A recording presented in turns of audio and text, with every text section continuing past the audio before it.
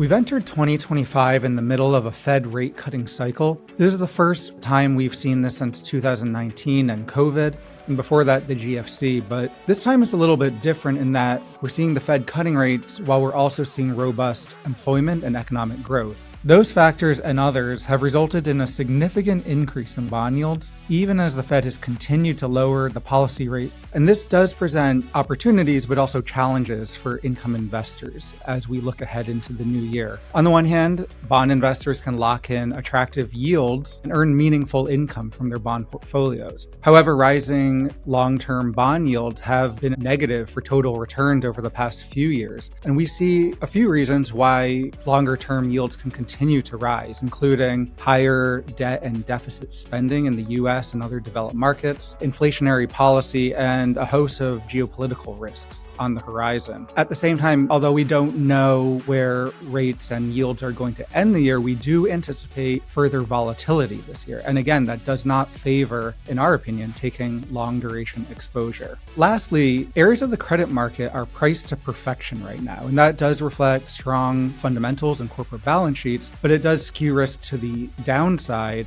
because we do think that higher economic uncertainty is not necessarily reflected in current valuation levels. That being said, we do think selective investors can find opportunities right now, and we favor less duration-sensitive, credit-oriented investments. CLOs are the best way to get this exposure right now, in our opinion. CLOs, or collateralized loan obligations, are securitized pools of leveraged loans. They provide higher yields, and they've had lower historical default rates than bonds and loans with the same rating because of the way they're structured, and they're floating rate, meaning they don't have sensitivity to changing interest rates. The nice thing about CLOs is that they have a full capital structure, so investors can determine the level of risk and return they want to take. So for example, investment grade CLO tranches can help build a robust core bond portfolio, while lower rated mezzanine tranches can be an attractive complement or replacement to high yield or leverage loan exposure. CLOI is an actively managed ETF sub-advised by PineBridge Investments that invests in investment-grade CLO tranches, while CLOB focuses on lower-rated mezzanine tranches, specifically AAs to BBs.